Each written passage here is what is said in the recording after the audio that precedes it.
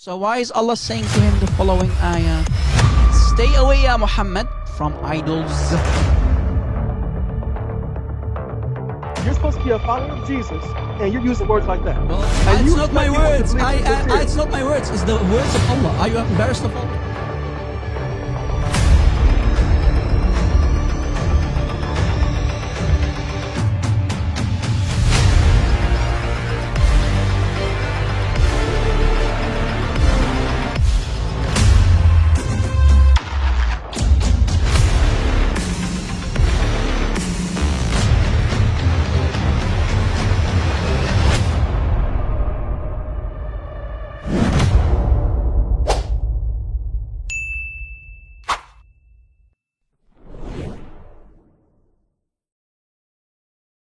Hello, in today's video we're going to talk about chapter An-Nur, chapter 24, ayah 33, where we can find that Allah allows you to be a nice pimp in Islam, pimping out slave girls, according to this ayah, especially the last part of this ayah.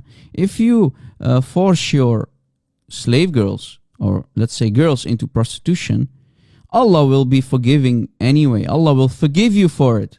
And you will hear Farid Response, a known Muslim YouTuber who is having a room on an app called Clubhouse, talking about it with his fellow Muslim brothers who actually among themselves believe that it's okay to be a pimp anyway. Allah will forgive you if pimp out girls anyway. Can you imagine? So let's see what happened during that conversation, all right? And you will understand how evil the book of Muhammad and Allah is. And you really need to stay away from Islam. Right? And in the end, you'll even hear how Farid Response cannot wait to close the room ASAP, immediately, because he starts to feel the heat. He's afraid that someone might report his room on Clubhouse to the authorities, because it's such an evil book. It's such an evil topic that we can find in the Quran, who Muslims claim that it's a divine book from God. Well, that means Allah, your fake God, Allah, is a nice pimp and Muhammad is his messenger. Let's hear what happened during that conversation. Please try not to get disgusted. Yeah, what I see from that verse is that you can be a pimp. Yeah, exactly. So Allah, that's funny. What the verse is saying: do not force your slave women into prostitution, so that you might gain something out of it, some worldly gain. But if you do so, if you force them, then after that, Allah is forgiving, most merciful. I would ask you, brother Habib, if you're interested in answering, why would God be forgiving to those people? Why would God be forgiving right now in this particular scenario? Like the guy is forcing the girl to do fornication, to prostitute herself for money, basically, like a pimp brother has said. So what's your thoughts on this? Why is it permissible? Why is it even forgiven? 24:33. It's 24:33. So it says, let those who find not the wherewithal for marriage keep themselves chaste until Allah gives them means out of His grace. Okay, I'm just going to jump to the main point of the verse, what we're referring to. But force not your maids to prostitution when they desire chastity. So it says fatayatikum for maids here. It would mean slave women, even though technically you could read fatayatikum to mean girls in general. But I'm sure from the context we'll all agree that it's referring to slave women and not daughters, right? I'm hoping. Wallahu alam. But force not your maids to prostitution when they desire chastity, in order that ye may make a gain in the goods of this life. But if anyone compels them, yet after such compulsion is Allah oft-forgiving, most merciful. Okay, so basically it's saying that Don't force your girls, meaning slave girls. I mean, that's the apparent meaning of the verse. We can disagree if you guys would like to disagree. But yeah, it says, don't force your girls into prostitution in order to gain something from this world. And if one forces them after that, then Allah is forgiving. So that's the verse. Abdul Bar, would you like to share your thoughts on on the verse itself? Yes, so from that verse, the apparent meaning of the verse that you read, Brother Khalil, is, hold on. Yeah, if I the what I see from that verse is that you can be a pimp. Exactly. So Allah, that's funny. What the verse is saying, do not force your slave women into prostitution so that you might gain something out of it, some worldly gain. But if you do so, if you force them, then after that, Allah is forgiving, most merciful. I would ask you, Brother Habib, if you're interested in answering, why would God be forgiving to those people? Why would God be forgiving right now in this particular scenario? Like the guy is forcing the girl to do fornication, to prostitute herself for Right. money, basically, like a pimp, brother has said. So, what's your thoughts on this? Why is it Yeah, permissible? Why is it even forgiven? yeah, I would have to look at the jessive mood, where it would seem that this should be, if you did, like in regards to, not if you will or in the future, this is something you're going to continue to do, but if you did, then Allah is forgiving. This is something, I don't think this is like speaking of like an ongoing thing, like Allah got you, don't worry. What was that? Allah got you? What's this? What's the sir and ayat again, please? This is Sorry, do you have the surah? 24:33. Yep. It doesn't seem to be speaking about past tense. well, it says there's a jessive, a mood. Gives you What's this? Can you tell us what this means in Arabic? Jessive mood. right. Give me a second, brother. I'm just a student, so I'm not on the level of you guys. But there are things that I do notice, and in that specific verse, it's saying it is a jessive mood. Then this also allows it to say did, do, have not, did not, or do not, have not, or did not. So this is basically in these examples, it could say do, have, or did. So this could be if you did opposed to if you do. May I come in 1 second? Yeah. Go ahead, bro. Go Am I ahead. the only one? Okay, go ahead. And again, just again reading on where it goes and to dig into it. But when I've read this a number of times, and you look into it, and again, I'll have to get into the Arabic, and so don't go jumping on me. I don't want wolf pack back. We've had a good day today, so let's not bring out a wolf pack. But when I read this, and I try and read it over and over, isn't it that if you're compelled to do it, isn't it talking about the person to whom is being prostituted? That if she is forced or compelled to do so, not so much as Ak would call it, the pimp. We're talking about the one who desires chastity. That if you're compelled to do so, Allah will forgive her for such actions. Not so much, doesn't really even talk about the one using the one for prostitution. If I read that over and over and what I'm getting for it, I could be off, but is it talking about the one who's being prostituted, not the one who's prostituting her?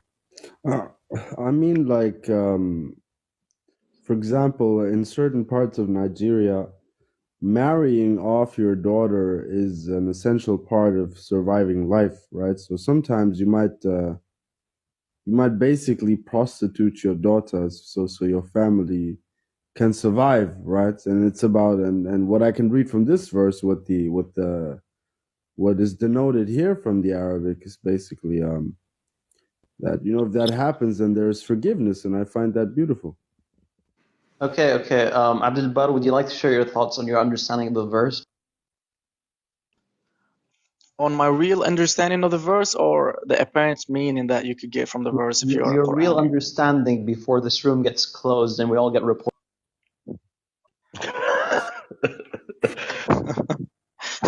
You don't want anybody thinking that pimps are allowed in Islam. Yeah, I appreciate that. Yeah. So the verse is speaking. It's actually explained through the sayings of the Sahaba, like Ibn Abbas, but it's also explained through another harf of the Quran that was recited during the time of the Prophet, peace be upon him. وَمَن يُكْرِهُنَّ فَإِنَّ اللَّهَ مِن بَعْدِ إِكْرَاهِهِنَّ لَهُنَّ غَفُورٌ رَحِيمٌ. So whoever, and if you do force them into prostitution, then Allah, after their enforcing to them, meaning to the women, is forgiving and most merciful. Not to the person who's doing the forcing, not to the guy who is forcing his maids. That's what I was saying, right? Is that what I was getting from that? Yes, that's correct, but that's taken from the Sunnah. Right, but I just in took the that scenario. from words is what I was saying. I didn't know there was a hadith about that. So Yeah, but you cannot force me to understand that. I mean, if a guy right now has maids or daughters, he wants to force them to for prostitution for money, he would point to that verse and say, Allah is forgiving most merciful. Why would I take it? And I would point them to other parts in the Quran that when you read that, it's like, come on, brother, they're not talking about the one who's doing the making her be a prostitute.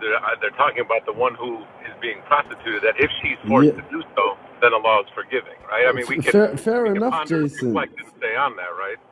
Fair enough, but I just told you like the sentiment of this North Nigerian father. And now if he was a Quran only just as you, there would be absolutely nothing wrong with him understanding that verse that way. There would be nothing. The Arabic wouldn't denote anything else. And that goes to the very beginning of this room when I said Allah is the one to guide. If Allah wants to guide, and someone wants to come with some stuff like that already with preconceived stuff in their head, then Allah will guide them to whatever He wants to see. Just like we can read an ayat, and you guys are sent to hadith and outside books. We stay brother, to that, right? It's kind of the same thing. But if somebody came up with that interpretation, would you think that's guidance from God? I don't really get it, because if a guy understands from a verse that, right, my let me point finish. was Allah knows best, right? But real quick, then we came to that thing that you have no criteria. Jason, then we came to the conclusion that you have no criteria whatsoever to determine whose interpretation is the correct one. You have no criteria, so it's subjective. Because you can't. How are you gonna prove that this guy is guided by Allah and that guy is guided by Allah? How are you gonna prove it? You got any falsification? Yeah, right. That's the thing. Go back to 733 immoralities, right? What is sin? Immorality. You think it's moral and it's not an immorality to be? Yeah, but Jason, this is the thing. Like, what I described to you is the situation that's reality in a part of North Nigeria, right? So this is their culture. So just because you are fortunate enough or unfortunate enough from their perspective to be part of a culture which would never infer such a meaning, which would always go to, oh, the person's being forced. That's not universal. That's just basically, if what it actually is a form of cultural supremacism actually, because you're basically saying, hey, their culture is wrong, right? But they're reading the same Quran as you. So who's right at the end of the day?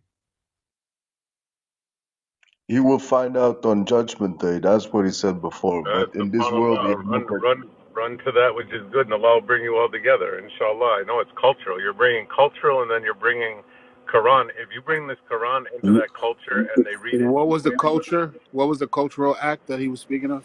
He's talking about in Nigeria. There's places where they do prostitute out their daughters, or had to relate it to marriage. Wherever he was going with that, I don't know. So yeah, if they read this and they're Quran only, then they're gonna say, hey, see, read here, I can do that and I'm forgiven. But that, to me, that's not what it says. Yeah, so just simply reading the Quran in context of the Quran, it doesn't allow these type of behaviors. It doesn't allow it. You can't Yeah, have but sex. this So it's a verse, forbidden. the verse doesn't allow it either. It's just speaking about how if after this wrong is committed, there is forgiveness, right? And I don't see why you disagree with this. I mean, this is what the verse is saying in But Arabic. Brother, forgiveness there's other to the one verses. who's This is, prostituted, not the one who's doing the No, I handing mean out. that's not what the Arabic is. I mean, but there's he other didn't have ayats that are clear. with Akhi Abdul Bar. What he just gave you was a qat'i dalil that it is this way, right? So this is he basically gave you Quran as a qat'i dalil, a qira'ah which you don't accept, but he nevertheless gave it to you. Well, Whereas which was if I great. was I this, accepted because I said it if I before he was gave it to me, right? if And I I didn't even was know about it. if I was this North Nigerian guy, yes, and I had this Quran only manhaj, yes, there would be absolutely nothing wrong with me. I mean, I'm not saying it's halal, I'm saying it's haram, but there's forgiveness for me if I do it. Okay, so let me tell you this. My dad was a pimp, so I got it from him. If my dad was a pimp, and I was growing up knowing that pimping was okay, right? And then it was there, but yet it's reached me, and I read this book, and I see that I don't see that as forgiveness for my father. Come on. So whether Yeah, you're but Nigeria it's or talking American, I about don't. Jason. You're using these what if ana- games. Now these what if in scenarios that we go with, like, wife sending someone to the store and then reiterates and doesn't say two things, and then Nigeria Wallahi, Jason, it's not about what if. It's just about that this is these people exist, this culture exists. I If believe we go that there if and you if go we to preach the Nigeria, doctrine, Folks, excuse me, guys, excuse me. It was a pleasure having you guys all here. I'm going to have to shut the room down. yeah, if what I see from that verse is that you can be a pimp. Yeah, exactly. I mean, if it's not enough to be a pimp in Islam, according to Allah, you also can find the following information, that according to the book of Allah, the Quran, in chapter 56, ayah 37, Allah, according to chapter 56, ayah 37, is calling Muslim women bunch of whores who are going to go to his brothel, I mean his Jannah, which is nothing but a sexual fantasy for Muslim men, deflowering Muslim women who are nothing but whores. And we can find this very information in the book of Jalaluddin al-Suyuti, in his book called Shaqaq al-Atraj fi Raqaq al-Ghunj, for chapter 56, ayah 37. Jalaluddin al-Suyuti explains what the uruban atraba is in the Quran. And we see that the scholars of the Arabic language and the Mufassirun, that the word uruban means a whore, qahba. So imagine, Allah allows you to be a pimp as a Muslim man, pimping out slave girls because He's going to forgive you anyway if you do it.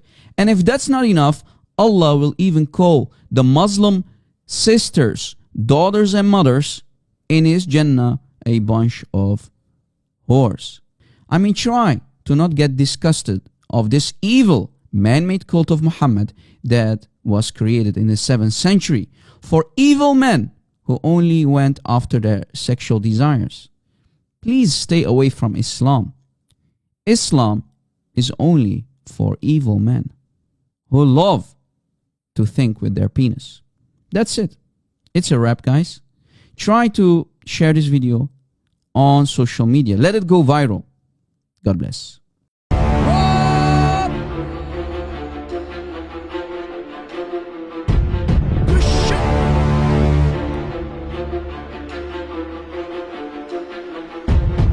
Backup channel, please subscribe.